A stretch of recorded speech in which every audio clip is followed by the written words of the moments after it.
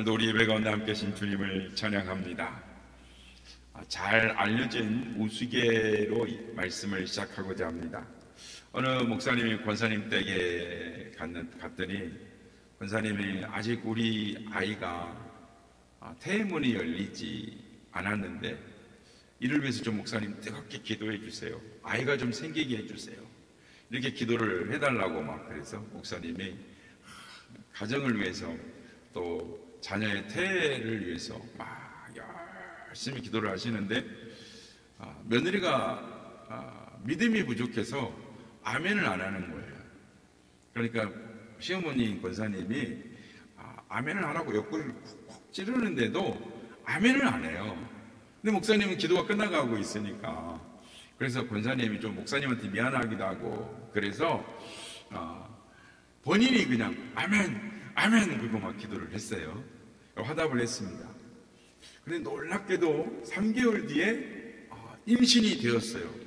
그런데 며느리가 아니라 시어머니가 임신이 돼서 늦둥이를 낳아가지고 잘 키웠다라는 이야기가 있어요. 여러분 아멘은 능력이 있습니다. 말씀을 들을 때 꼭 아멘 해야 하나? 라고 생각을 하지만 말씀을 듣는 태도가 다른 것입니다. 성경을 읽을 때, 성경을 읽는 걸 들을 때에도 아멘 하며 그 말씀을 들을 때 내 안에 능력이 일어나는 것입니다. 어느 목사님이 유학 시절의 이야기인데요. 장학금으로 이렇게 공부를 해야 하기 때문에 빠듯했습니다. 그래서 돈이 항상 부족했죠. 그리고 결국 학교 가서 이제 장학금을 받게 된 거예요. 근데 장학금으로 나왔는데 이걸 11조를 내야 되나 말아야 되나 이렇게 고민이 된 거예요. 목사님이 워낙 빠듯하니까 거기다가 외국을 가는데 강의가 잘 들리지 않는 거예요. 영어가 잘 들리지 않으니까 영어 녹음기를 하나 사야 되겠다 생각했는데 그러면 11조는 이 장학금의 11조는 다음에 내고 우선 녹음기를 사가지고 강의를 녹음해서 공부를 해야 되겠다라는 생각을 했습니다. 그래서 11조는 보류다 이렇게 마음을 먹고 주일이 되었습니다. 그리고 한 교회를 갔는데 예배 중에 말씀을 듣다가 녹음기는 못 사더라도 하나님의 것을 먼저 드려야 되겠다라는 마음을 들어서 그 순간에 11조를 드렸습니다. 예배가 끝나고 그 교회 목사님이 한국 부인, 외국 교회였기 때문에 한국 부인을 한 사람을 소개를 해줍니다. 그래서 그 부인, 한국 사람 되시는 분이 자기 집으로 초대를 합니다. 그래가지고 식사를 하면서 그 부인 되시는 분이 목사님 혹시 녹음기 필요하지 않으세요? 제가 쓰지 않는 녹음기가 있는데 하면서 선물로 녹음기를 주더라는 거죠. 목사님이 그날 밤에 기숙사에 돌아와서 너무 행복했답니다. 녹음기를 선물로 받아서 행복한 것이 아니라 말씀을 의지해서 말씀을 믿고 하나님 앞에 나아갔더니 하나님이 은혜를 주셨다라는 것입니다. 아무에게도 녹음기가 필요하단 말을 하지 않았는데 말씀을 의지해서 11조를 하니 하나님이 필요한 것을 이루어 주시더라라는 것입니다. 그것에 감격해서 유학생활 내내 자상하게 도우시는 그 하나님의 말씀에 의지해서 나아갔더니 모든 길이 열리고 학위를 받았다라는 이야기가 있습니다. 오늘 말씀은 베드로가 고기를 잡는 장면입니다. 그러니까 나사렛 게네사렛 호수에서 밤이 새도록 고기를 잡았는데 한 마리도 못 잡았습니다. 아침이 돼서 피곤한 몸으로 그물을 정리하고 있는데 아침 예수님이 베드로의 배에 오르셔서 그 배를 조금 떼게 하고 육지에 있는 군중들에게 말씀을 전하시기 시작합니다. 그리고 말씀을 전하신 후에 베드로야 깊은 물에 가서 그물을 던져라 고기를 잡아라 하십니다. 이 베드로는 순종하기가 참 어려울 것 같은데 이렇게 이야기하는 것입니다. 제가 밤이 새도록 수고하였지만 얻은 것이 없습니다. 그러나 주님이 말씀하시니 말씀에 의지해서 그물을 내리겠습니다 라고 했더니 그물을 내렸더니 너무 많은 고기가 잡혀서 그물이 찢어질 정도가 되어 친구들을 불렀는데 2배가 잠길 정도로 고기를 많이 잡았다라는 말씀입니다. 우리는 이 본문을 볼 때에 이런 생각을 해볼 수가 있습니다. 밤새 고기를 잡았습니다. 밤새 고기를 잡았는데 호탕을 쳤어요. 그런데 예수님이 오셔가지고 한마디 한다고 과연 그물을 던질 수 있을까? 이미 그물을 다 정리했습니다. 생각해 보십시오. 베드로가 누굽니까? 고기잡이로 몇십 년째 잔뼈가 굵은 사람입니다. 그럼 예수님은 누구십니까? 목수 요셉의 아들입니다. 그런데 비전문가인 예수님이 전문가인 베드로에게 깊은 데로 가서 그물을 내려라. 이걸 들어야 할까? 듣지 말아야 할까? 이게 참 어려운 일인 것입니다. 여러분, 전문가가 비전문가의 이야기를 듣는 적을 본 적이 없습니다. 그러니까 전문가, 내가 이 분야를 잘 아는데 내가 최고인데 이렇게 생각하고 있는데 그런 사람은 남의 말을 잘 안 듣습니다. 그런 걸 보면 이 베드로가 그물을 내렸다, 참 신기한 일입니다. 베드로는 몹시 지쳐 있었습니다. 그리고 그물도 정리를 다 했습니다. 우리가 몸이 피곤하면 몸도 마음도 다 그냥 귀찮잖아요. 움직이기 싫잖아요. 그런데 베드로가 어떻게 그물을 내릴 수가 있었을까요? 또 지금은 시간은 고기 잡을 시간이 아닙니다. 이 모든 상황을 종합해 보면 베드로가 그물을 내릴 수가 없습니다. 그럼에도 불구하고 베드로가 그물을 내렸다라는 것입니다. 하나님께서 성령으로 베드로의 마음에 순종하는 마음을 주셨던 겁니다. 순종은 말씀을 따르는 겁니다. 순종은 세상을 의지하지 않고 내 지식이나 경험을 의지하지 않고 하나님의 말씀을 의지하는 것입니다. 사람들은 자기 경험을 의지합니다. 자기 배경이나 지식이나 이성을 의지합니다. 그러나 오늘 베드로는 하나님의 말씀을 의지했습니다. 주의 말씀에 의지해서 내가 그물을 내리리이다. 이게 순종인 것입니다. 우리는 순종이 없으면 기적을 체험하지 못하는 것입니다. 나를 따르라 라고 말씀하실 때도 주님의 제자가 될 수 없습니다. 변화된 삶을 살아갈 수가 없습니다. 미국에 가면 이 스탠다드 오일 회사가 있습니다. 이 석유 회사인데 아주 유명한 미국 회사 중에 하나입니다. 그런데 본사는 미국에 있고 공장은 어디에 있냐면 이집트에 있습니다. 그런데 이렇게 된 이유가 뭐냐면 한 중역이 성경책을 읽다가 출애굽기 2장에 모세를 나일강에 띄우면서 나무 역청을 진을 발라가지고 물이 새지 않겠다라는 그 부분을 읽다가 나무 역청? 역청이면 영어로 말하면 피치인데 거기에 석유가 있을 것 같다 이렇게 됩니다. 그래서 지질 학자들을 보내서 탐사를 나일강 이곳저곳을 뒤지다가 결국 나일강에서 석유를 이렇게 찾게 되었습니다. 그래서 풍부 매장량이 많아서 큰 회사를 갖게 됐는데 그렇습니다. 여러분, 오늘날 성경은 우리의 실생활에도 얼마든지 적용될 수 있는 원리를 우리에게 전해주고 있음을 믿으시길 바랍니다. 우리가 잘 아는 에브라임 링컨, 성경을 가장 애독한 대통령이죠. 어머니 낸시가 죽으면서 아들에게 나는 너에게 많은 재산을 물려주는 것보다 이 성경을 물려주는 것이 자랑스럽단다. 너는 이 말씀을 읽고 말씀대로 순종해라. 그러면 위대한 인물이 될 거다. 이 어머니의 말씀을 듣고 에브라임 링컨은 매일매일 성경을 읽었어요. 그래서 그는 성경을 가장 많이 읽은 대통령으로 미국의 인물이 된 것입니다. 그렇습니다. 성경은 우리가 생각하지 못했던 많은 지혜와 보화를 우리에게 주는 것입니다.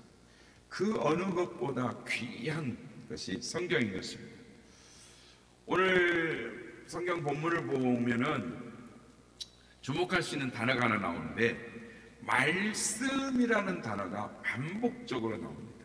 1절에 보면 무리가 예수께로 몰려와 말씀을 듣습니다.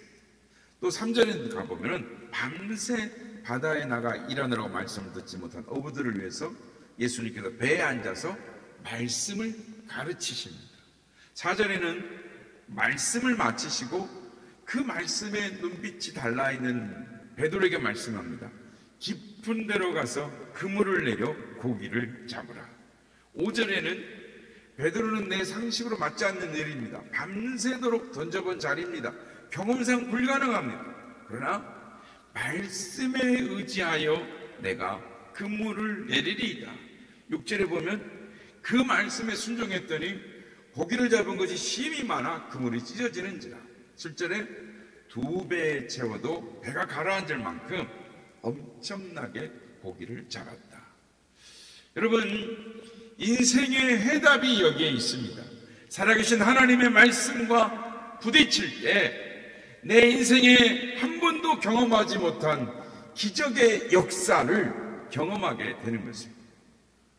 오늘 성경 본문 말씀은 예수님께서 제자들을 부르는 사건 중에 베드로를 만나는 사건을 가장 자세하게 기록한 내용인데요. 밤새도록 그물을 던져도 고기 한 마리도 잡지 못한 베드로가 해가 저 멀리 둥실 떠올랐습니다. 해가 떠올랐어요. 그런데 그물을 던져서 고기를 잡는다. 이건 어부의 상식에 맞지를 않습니다. 그러나 베드로의 영이 말씀과 부딪히니까, 주님의 말씀이 그의 마음에 부딪히니까 불가능한 일이 가능한 일로 바뀌어지더라는 것입니다. 그렇습니다. 우리는 말씀이 마음속에 부딪혀올 때 불가능한 이유들을 대지 않고 말씀에 순종해야 되는 것입니다. 불가능한 이유들이 많죠. 첫째, 시간적인 불가능입니다. 밤새 던져도 고기 한 마리 잡지 못했습니다. 그런데 해가 둥실 떠오른 아침이 되고 정오가 다가오는 그 아침, 아마 예수님이 말씀을 마치고 그물을 던져라 했을 때가 몇 시쯤 됐겠습니까? 못해도 10시는 되셨을 거예요. 10시. 거기서 그물을 던지는데 안 되는 거죠. 말이 안 되는데 순종합니다. 상식을 뛰어넘는, 경험을 뛰어넘는 엄청난 사건이 일어나게 되는 것입니다. 두 번째, 경험상 불가능이 뒤집어지는 것입니다. 경험상 불가능해요. 밤새도록 그물을 던졌습니다. 그러나 고기 한 마리 없었어요. 작년에도 실패했고 젊었을 때도 안 됐던 일들이, 경험상 도저히 불가능했던 일들이 말씀이 나를 감동시키니 내가 그대로 순종할 수 있는 능력이 나타나게 되는 것입니다. 세 번째는 상황상 불가능합니다. 지금 베드로는 밤새도록 그물질하느라고 한숨도 못 잤어요. 밥도 못 먹었어요. 녹초가 됐어요. 그런데 이 모든 인간의 상태, 주변의 상황과 상관없이 하나님이 하라고 하시면 다시 하겠습니다 라는 도전할 용기가 생기는 것입니다. 불가능한 일이 또 있습니다. 명령 대상이 불가능합니다. 베드로는 이 갈릴리 바다에서 잔뼈가 굵은 어부 베테랑입니다. 지금 이 그물질에 대해서 조언하는 분은 예수님이죠. 예수님 직업이 목수죠. 고기를 잡아본 적이 없는, 아니 잡았다고 봐야 낚시질이죠. 그런 목수가 이런 분이 이렇게나 저렇게나 순종할 수 있는 상황이 아닌데 말씀과 부딪히니 신뢰가 생기는 것입니다. 그 말씀이 내 안에서 꿈틀거리기 시작하는 것입니다. 그러니까 5절에 보면 선생님 그물을 내가 내리겠습니다. 그런데 고기를 잡고 나온 후에 예수님을 봅니다. 예수님을 달리 보이는 것이죠.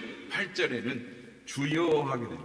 선생님이 주여가 되는 것입니다. 아, 이분은 바다의 주인이시구나. 이분은 능력이 크신 분이시구나. 그렇습니다.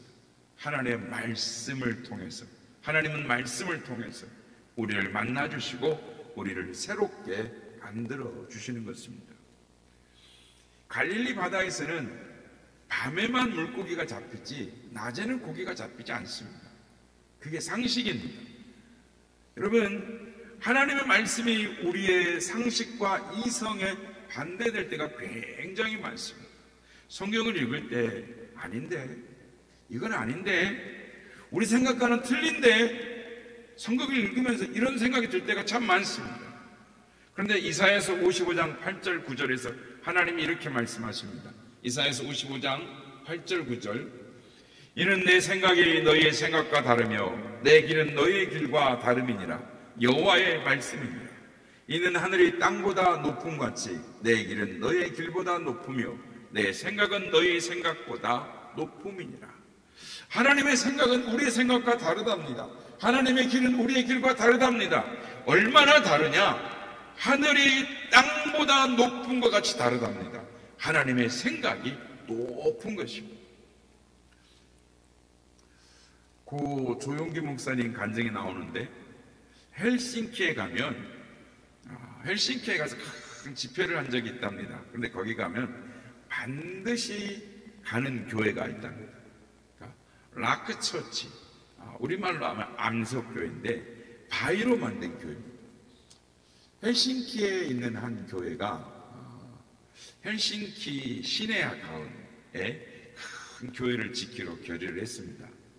시내에다가 교회를 지으려고 하니까 땅을 허락해달라고 이렇게 요청을 했는데 시에서 허락을 하지 않습니다. 이미 시내에 교회들이 많으니까 교회 지을 땅이 없다. 그러니 교회를 지으려면 저 외곽으로 나가서 교회를 지어라. 허락할 수 없다는 거죠. 그래서 교회에서 신문 광고를 냈습니다. 어떤 광고를 냈냐면, 누구든지 헬싱키 시내 안에 교회를 지을 수 있는 방법을 가르쳐 주는 분에게는 큰 보상을 드리겠습니다. 신문에 탁 광고가 나온 거예요. 사람들이, 아니, 시에서 교회를 못 짓게 했고 이미 시내에 교회를 지을 땅이 없어요. 그런데 교회에서 광고를 내놓으니까 보는 사람들마다 다 비웃는 거예요. 시내에다 교회를 짓겠다고 참 정신없는 사람들이다. 그런데 이 아이디어에 대해서 공과대학을 나온 젊은 사람이 불가능할 수 있을까? 아니, 할 수 있을 거야. 이렇게 생각하고 시내가 잘 내려다 보이는 산 위로 올라갔습니다. 시내 한가운데 바위산에 탁 올라가가지고 내려다 봅니다. 그러면서 하나님 앞에 기도를 합니다. 하나님, 헬싱키 내에 교회를 지을 수 있도록 내게 아이디어를 주십시오. 그래서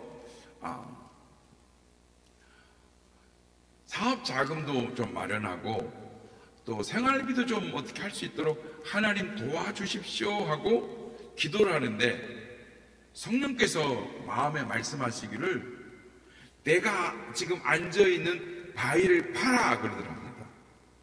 교회를 만들어라. 교회를 파서 교회를 만들어, 바위를 파서 교회를 만들어라. 그래서 무릎을 탁 치고 시에 가서 요청을 했습니다. 바위산을 파서 교회를 만들겠다고.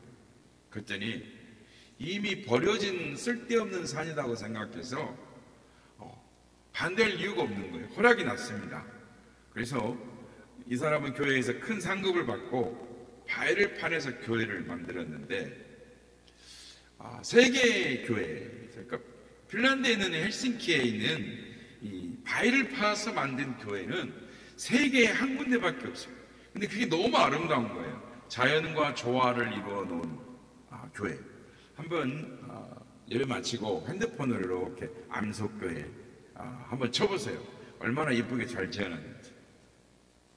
사람들이 그곳을 구경하러 가는 것입니다. 관객이 늘고 시의 수입이 늘어납니다. 그렇습니다. 사람의 생각과 하나님의 생각은 이처럼 다른 것입니다. 하나님이 우리에게 준 생각을 기록한 것이 성경입니다. 그러므로 성경을 우리가 늘 부지런히 읽으면서 성령께서 떠오르게 하시는 하나님의 생각을 우리가 들을 줄 알아야 하는 것입니다. 그래서 하나님의 생각대로 우리의 눈에는 아무것도 안 보이고 귀에는 아무 소리 안 들리고 우리의 손에는 아무 것이 잡히지 않아도 하나님의 생각대로 하면 희한한 기적의 역사가 일어나는 줄로 믿습니다. 여러분, 마음에 분명한 목표와 꿈을 가지고 있는 사람은 그 꿈이 이루어지도록 성령님이 도와주시는 것입니다. 꿈이 있으면 아침에 일찍 일어나도 피곤하지 않고 저녁에 늦게 누워도 피곤하지 않습니다. 꿈이 새로운 생기를 주고 활기를 주고 용기를 허락해 주는 것입니다. 이지성 씨가 쓴 꿈꾸는 다락방이라는 책에 보면 부의 격차보다 무서운 것은 꿈의 격차다라는 말을 합니다. 무슨 말이냐면 잘 살고 못 사는 것도 큰 일이지만 그보다 더 무서운 것은 꿈이 있는 사람과 꿈이 없는 사람의 차이가 너무도 크다라는 것입니다. 그 책에 보면 불가능해 보이는 목표를 할지라도 그것을 꿈꾸고 상상하는 순간 이미 거기에 다가가 있는 셈이다라는 부분도 있습니다. 우리가 생각하기에 불가능하다, 안 된다라고 생각해도 꿈을 꾸면 이미 그것에 다가가 있다라는 것입니다. 맥스웰 몰츠라는 성공학자의 성공의 법칙이라는 책에 보면 꿈을 아끼면 성공을 그리지 못한다라고 말합니다.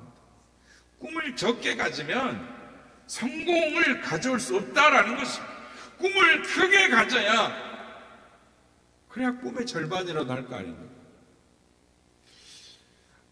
그 사람은 뭐라고 말하냐면 인간의 뇌와 신경계는 자동 안내 시스템 같아서 우리가 그것을 어떻게 작동시키느냐, 어떤 목표를 추구나 하느냐에 따라 성공으로도 작용할 수 있고 실패로도 작용할 수 있다라는 것입니다. 이 말은 우리가 실패를 꿈꾸면 내 온 마음이 실패를 향하여 분위기를 만든다라는 거예요. 그러나 내가 성공의 꿈을 꾸고 그리면 내 온 마음이 성공의 분위기를 만들어서 성공이 다가오도록 한다라는 것입니다. 여러분, 십자가는 우리의 운명을 바꿔 놓았습니다. 누군지 그리스도 안에 있으면 새로운 피조물이라 이전 것은 지나갔으니 보라 새 것이 되었도다. 왜 새 것이 되었습니까? 예수님께서 십자가상에서 우리의 모든 것, 애것들을 다 청산해 버렸기 때문입니다. 예수님이 십자가에서 다 이루었다라고 말씀하셨기 때문입니다. 이 사람을 청산해 버리고 그리스도 안에서 우리를 새 사람으로 만들어 주었기 때문에 마음의 꿈이 긍정적이고 적극적일 때 안 될 사람이 없다라는 것입니다. 성령님이 도와주시는 것입니다. 미국의 한 심리학자는 꿈을 가지고 이상적으로 세상을 바라보는 사람은 현실에 집착하는 사람보다 저항력이 강하다. 꿈이 있는 사람은 훨씬 행복하며 건강한 생활을 한다라고 말합니다. 현실에 집착해서 현실만 보고 탄식하는 사람보다 꿈이 있는 사람은 세상에 병이나 낙심이나 절방이나 고통이 다가올지라도 그 꿈 때문에 저항력이 있다라는 거죠. 유명한 말입니다. 메가더 장군이 이런 말을 합니다. 사람은 나이 먹었다는 이유로 늙지 않는다. 사람은 꿈을 포기했을 때 비로소 늙는다. 세월은 피부에 주름살이 생기게 하지만 인생에 대한 호기심을 잃으면 영혼에 주름살이 생긴다. 오늘날 우리 모든 사람들은 마음속에 신념을 가지고 삽니다. 그러나 인간적인 믿음 믿을 수 없지요. 안 됩니다. 인간적인 믿음이 뭡니까? 자기 경험을 믿고 지식을 믿고 이성을 믿고 과학을 믿고 인본주의를 믿지만 결국은 인간 이상은 될 수가 없는 것이죠. 베드로는 갈릴리 바다에서 밤새 고기를 잡았지만 해가 뜨면 고기를 못 잡는다라고 믿었습니다. 그래서 지금 그물을 던져봤자 안 잡힌다. 그런 믿음을 가지고 있으니까 나와서 그물을 정리하고 그물을 씻고 그렇게 하고 있는 것이죠. 그런데 예수님이 깊은 곳에 가서 그물을 던져라. 그물을 던지되 많이 던져라 라고 말하십니다. 오늘 성경에 보면은 그물을 던져라 라는 행동이 복수로 되어 있습니다. 그러니까 그물을 많이 던져라는 거예요. 한 번만 던지는 것이 아니라 말씀을 의지해서 많이 던져라. 주님은 말씀을 의지해 많은 그물을 던지라 라고 말씀합니다. 그렇습니다. 주의 말씀은 곧 주님이신 것입니다. 그러므로 말씀을 믿으면 주님을 믿는 것입니다. 믿음은 들음에서 나며 들음은 그리스도의 말씀으로 말미암는 것입니다. 베드로는 말씀에 의지하여 그물을 내리겠다라고 말합니다. 주님 말씀에 의지하여 내가 그물을 내리겠습니다. 그렇습니다. 말씀을 의지하고 그물을 내렸습니다. 여러분, 과학적으로 못 믿고 지식적으로도 못 믿고 경험적으로 못 믿습니다. 그렇다 할지라도 말씀을 따라 믿으십시오. 주여 1.1핵도 변함없는 말씀이오니 내가 주의 말씀을 믿겠습니다. 눈에는 아무것도 보이지 않고 귀에는 아무 소리 들리지 않고 손에 잡히는 것이 없어도 그 말씀을 의지해서 말씀에 의해서 내가 순종하겠습니다. 하나님 말씀이 이러하라고 했다. 그래서 하나님 말씀 의지해서 할 수 없는 것을 할 때 그것이 믿음이 되는 것입니다. 마음속에 말씀이 부딪혀올 때 머리는 아니라고 그러는데 상황은 아니라고 그러는데 말씀이 마음속에 부딪혀올 때 그 말씀을 마음을 받아들이고 입으로 신하고 말씀을 따라 행할 때 믿음의 역사가 일어나는 것입니다. 요한복음 1장 1절 3절 말씀, 태초에 말씀이 계시니라. 이 말씀이 하나님과 함께 계셨으니 이 말씀은 곧 하나님이시니라. 그가 태초에 하나님과 함께 계셨고 만물이 그로 말미암아 지은 바 되었으니 지은 것이 하나도 그가 없이 된 것이 없느니라. 말씀이 바로 하나님이신 것입니다. 그래서 이걸 그냥 구경하라고 소설책 읽으라고 주신 것이 아닙니다. 주님이 말씀하십니다. 내 믿음대로 될지어다. 내 믿음을 어디에 두었냐라고 물으십니다. 여러분, 말씀에 믿음을 둘 때 주님께서 뭐라고 하십니까? 내 믿음이 크도다. 내 믿음대로 될지어다. 내가 하나님을 믿으면 영광을 보리라 하지 않더냐? 주님 말씀하시는 겁니다. 여러분, 오늘 이 시간에도 주님은 우리에게 말씀하십니다. 주의 말씀을 믿으십시오. 그러면 하나님의 영광이 나타날 것입니다. 우리가 힘들고 어려워도 작년에 안 됐어도 젊었을 때 실패했어도 올 한 해 다시 하나님의 말씀을 의지해서 내가 살아보리라 결심하십시오. 올 한 해 하나님의 말씀을 사모해서 내 안에 장애물이 많죠. 오늘 말씀드렸습니다. 시간에도 경험상에도 내가 가지고 있는 어떤 모든 일에도 장애물이 많죠. 그러나 내가 올 한 해 말씀을 사모하고 말씀을 의지하여 내 마음에 말씀이 부딪힐 때 그 말씀대로 순종함으로 나가리라 결단함으로 말미암아 하나님이 주신 하나님의 영광과 능력을 경험하며 살아가는 우리 모두가 다 되시기를 예수님의 이름으로 축복합니다.